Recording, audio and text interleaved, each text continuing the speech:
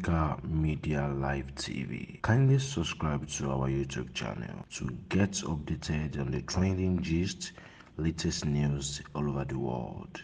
Like our page, subscribe, and share with friends. Thank you. Thank you.